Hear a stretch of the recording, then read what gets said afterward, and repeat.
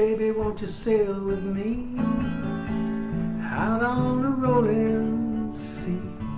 We'll find some place to go, maybe down to Barbados.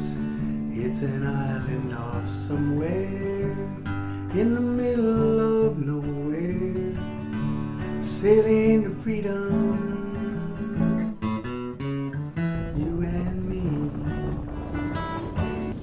G'day people, we are here with Bart. We're going to do some design work. We have got from Marlow Ropes, I've got the 17mm Dyneema, and we're going to make line terminators so we can do the rigging for the boat, because we're going to have synthetic shrouds. We got aluminium here, we've got 6061, and we're creating a line terminator here. We need a certain diameter hole to be put in here. Yep. And we're also going to have a sleeve that goes around the pin, because we don't want the stainless steel pin eating into the aluminium. And so there's a thing called Igutex TX1, and that's going to have a wall thickness of around 2mm going around the pin, and that's basically like a bush. Is if we've got a 19mm pin, and then we got 2mm and 2mm on either side, it's going to be, say, 23mm. So if we have a hole of, say, 23.5, that should be okay. Let me double check. So it's 23.5, yeah. Can we just check on the thickness and make sure that's 20? Currently it's 18, I think, because I didn't change that yet. All right, so let's make it 20. And can you drop those radiuses so they're not so severe on the side? You can do everything, my friend, but not all in one go. So when Bart's better half, his wife is out, I act as his better half when we do these design things, and I give him multiple directions in one sentence, which just makes him feel at home, people. And that's what it's all about on Sailing into Freedom. You watch it because you go, I feel at home. You're welcome, Bart. And how many times I think I better shut up now. This is the lower terminator for the 8mm Dyneema lashing line, and it's almost complete. I think it would be a good idea to reduce the radii of the external edges to about 2mm. Next week we'll get onto the thimble line terminator for the 17mm Dyneema shroud. The main problem here is the Dyneema is more oval in section, and when we bend it in a radius, the diameter of the Dyneema grows from 17mm on one dimension to about 21mm, so we must accommodate 21mm diameter in the channel of the thimble. But that's all coming up next week on Sailing into Freedom! Oi, Bart, mate, you ever notice how the French get credit for bloody everything, even fries? Don't even get me started, Plucky. They're Belgian fries, not French. It was a mistranslation during World War I. Typical French nonsense. Wait, so you're telling me some American bloke in a trench thought, oh, they're speaking French, must be French fries? What a load of bollocks. Exactly, and now the French strut around like they invented taste. Meanwhile, Belgium is the real flavor capital of Europe. Mate, you're not wrong. Belgian chocolate, waffles, beer, it's like a bloody buffet of perfection. And what do the French have? Paris? Why the hell would anyone want to go there? They're insane. Insane, that's a good one, mate. They are eating snails, so they should be... But seriously, look at this. Oh, the irony. Belgian fries sitting right there mocking us. Yummy with a lot of mayonnaise. Don't you ever dare to put ketchup on them, ever. Mocking us? Nah, mate, they're begging to be eaten. Can't wait to dive in when my burger is finished, then onto the chocolate afterwards. You're a man of taste, Plucky. A true Belgian at heart. We will give you some culture after all. Just took a bike ride. I think I'm in the right spot. I thought I was going to ride to the top of this mountain, but there's a whole bunch of stairs, so I'm going to reconnoiter it first. We'll walk up. Apparently there's an old French fort there.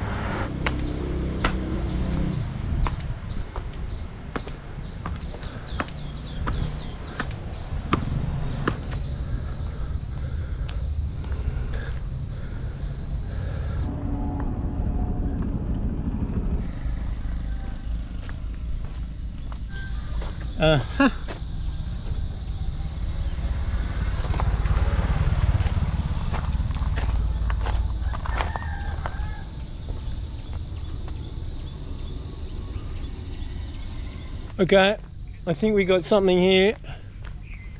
Let's check it out.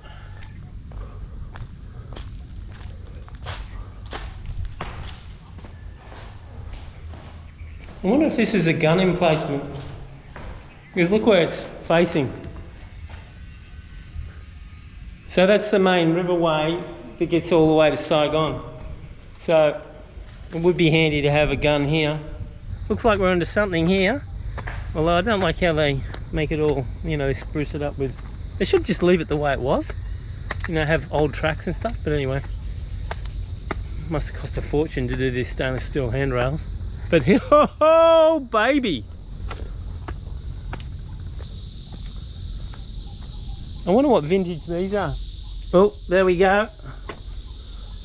Oh, 1870. Look at the size. Jeez.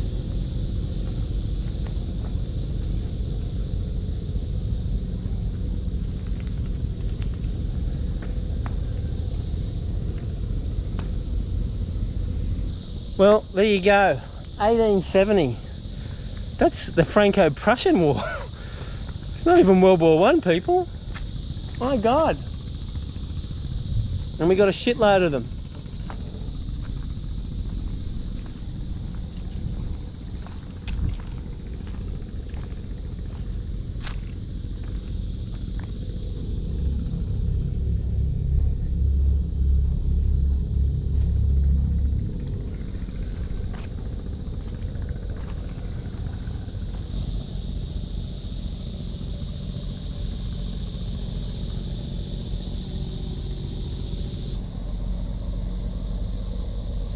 .24 centimeters. Maybe the design was 1870 and this one was number 3 gun made in 1872.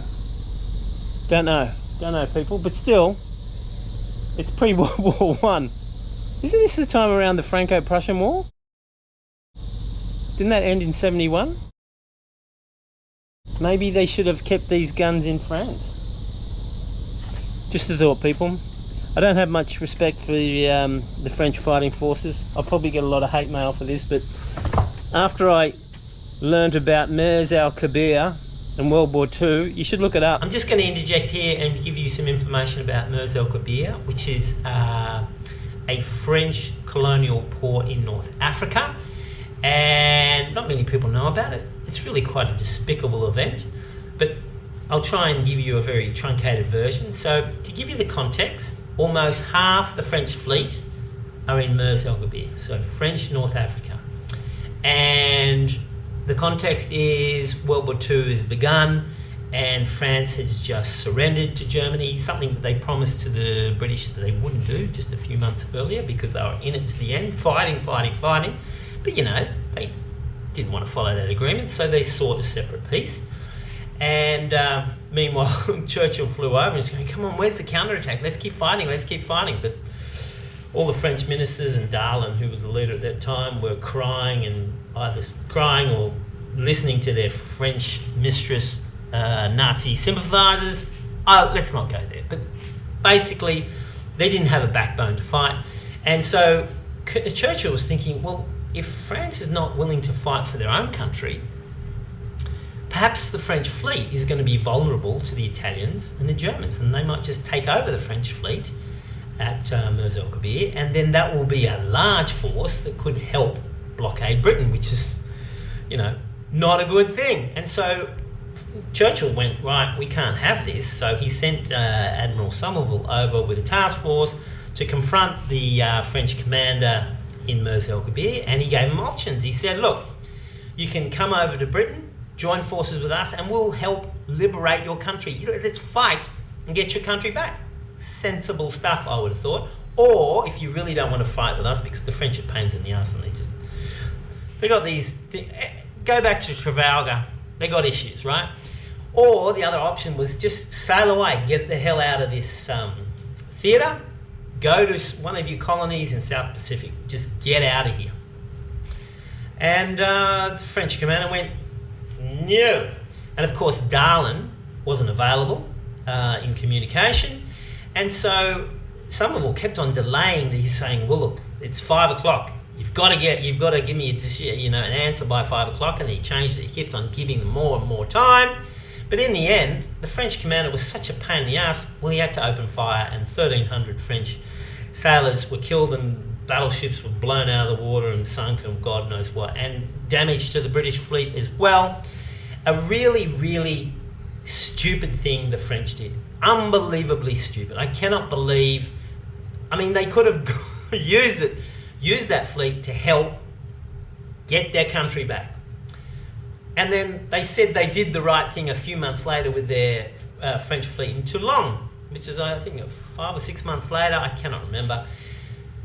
But I think the Germans or the Italians tried to take over the fleet, and then the French rightly scuttled their fleet. What a satisfactory response, where those ships could have been used to shorten the war. I mean, I just don't understand the French mindset. I do not get it at all. But I will say this. Being pains in the ass and not negotiating properly and being completely unreasonable has basically kept all of French colonies intact, except for Indochina. Basically, France has got all of its colonies. So there's something to be said that if you're a right royal pain in the ass and nobody likes you, well, you still keep your colonies. Of course, they didn't get to keep Indochina because, well, let's face it, the jungle people, the people in the jungle, the Montagnards and the Vietnamese, they had sharpened pieces of mango people, and quite frankly, the French couldn't stand up to it. Don't get me started on the French people. On top of their World War II lackluster performance where a car backfired and all of France surrendered, I mean, come on, people, come on. Have the French actually ever won a battle? I mean, we're here in Vietnam. This is where they botched up their colonial rule in the 50s, and they had the last battle in 54, Battle of Bien Dien Phu, where the commander, who was surrounded, went to bed crying like a baby. Oh, frangipani, my favourite.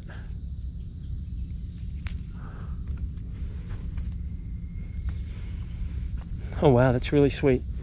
Let's go put it in a gun barrel and be like the hippies and the liberals. There we go. All you need is people. What a whole lot of rot.